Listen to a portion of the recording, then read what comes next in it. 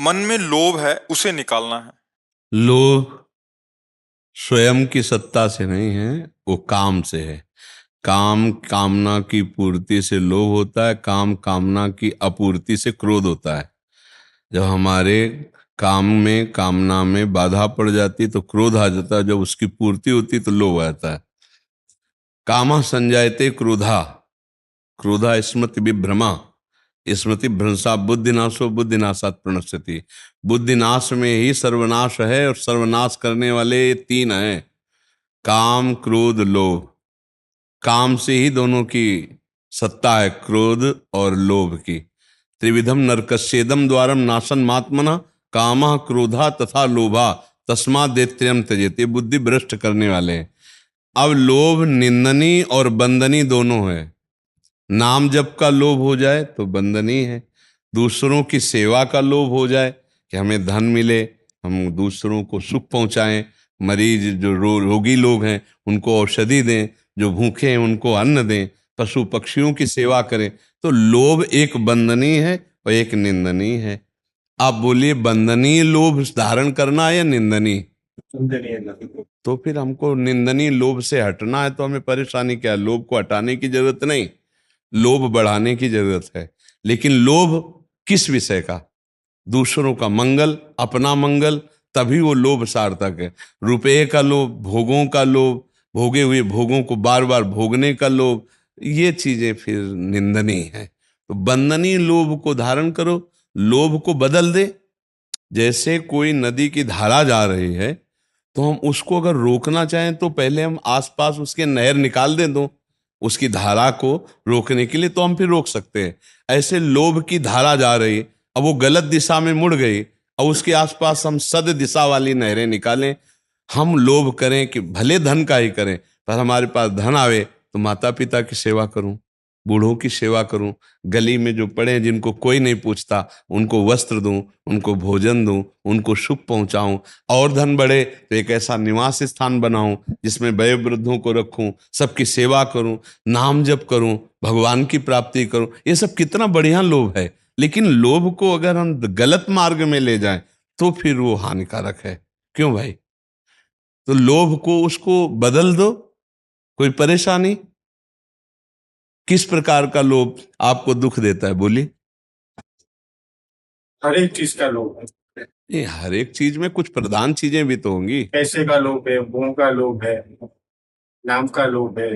कि हमारा नाम हो जाए, हाँ हो जाएगा, बढ़िया हो जाएगा। प्रभु का नाम जप करो, तो हमारे पास धन का अगर लोभ है तो हम दूसरों के हित की भावना के लिए करें तो मंगल हो जाएगा।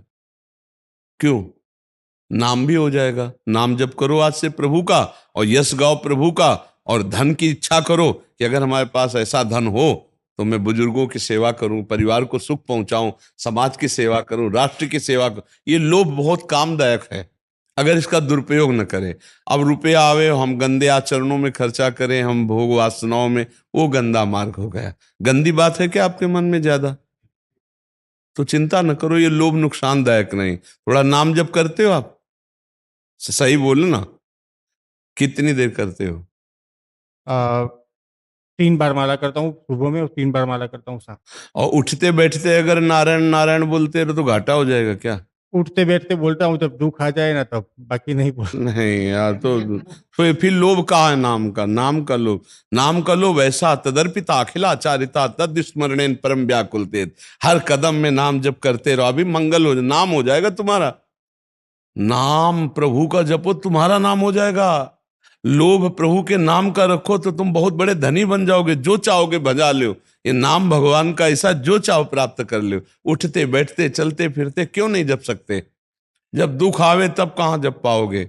ऐसे ऐसे दुख हैं कि होश खराब हो जाएगा, भगवान याद ही नहीं आएंगे। इतना भयानक संसार में, ए सुख में सुमिरन कर ले तो दुख काहे को होए?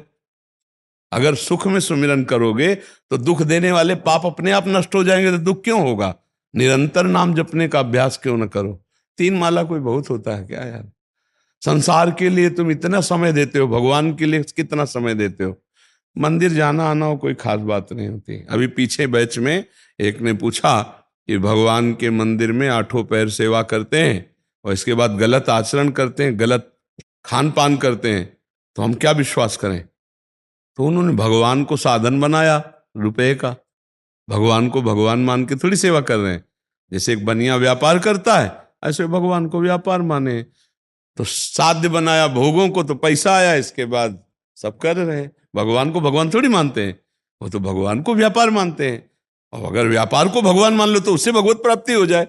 भगवान को भगवान मानने की तो बात जाने दो, अगर व्यापार को भगवान मान लो तो उससे भगवत प्राप्ति हो जाए। राधा राधा नाम जप कर रहे हैं, जो ग्राहक आया भगवान की भावना कर रहे हैं, अपना व्यापार कर, इसी को तो गृहस्थी में भगवत प्राप्ति का मार्ग कहते हैं।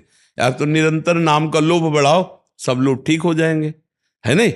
हाँ देखो, जब समुद्र मिल जाता है तो छोटे मोटे गड्ढों की याद नहीं आती। फिर ऐसे ही जब भगवान की प्राप्ति हो जाए या भगवान नाम में चित्त डूब जाए, तो फिर लोभ का नाश हो सकता है। सांसारिक नहीं तो बढ़ता ही जाता है। 100 का लोभ हो, 100 मिल जाए तो तृप्ति थोड़ी होगी, 1000 का आ जाएगा। 1000 मिल जाए तो लाख का, लाख तो करोड़ मिल, अगर भगवान मिल जाए तो फिर ये खत्म हो जाता है। जिसके पाने के बाद कुछ पानना बाकी नहीं रहता, जिसके जानने के बाद कुछ जानना बाकी नहीं रहता, वो भगवान श्री हरि हैं, वो हमारी आत्मा है, वो हमारे प्राण हैं, वही परमेश्वर हैं। यार नाम जप करो, उठते बैठते नारायण नारायण कहने में क्या फर्क पड़ता है आपको? कोई पैसा लगेगा क्या? देखो बढ़िया आनंद आ जाएगा। आप हमारे पास आए, इसका मतलब भगवान की कृपा है। तो आज से एक बात केवल पकड़ो, उठते बैठते चलते फिरते नारायण नारायण नारायण, ठीक है? फिर आप अगली बार कभी मिलना, बताना कैसा आनंद आ रहा है। बस ये कार्य कर। कोई नशा तो करते नहीं होगे? नशा करता था, बंद कर दिया। अच्छा, कितने दिन से बंद कर दिए? 3 महीना होगा। ये तो बड़ी कृपा भी, छोड़ दिया, नहीं तो फिर जीवन ही बर्बाद हो जाता। एकदम से छोड़ दिया। आप कभी मत करना। नहीं करोगे? पक्का? आओ नारायण नारायण जपो। हम तो वही कहेंगे, जहां चल रहे हो उसी मार्ग में पुष्ट करेंगे, ठीक है?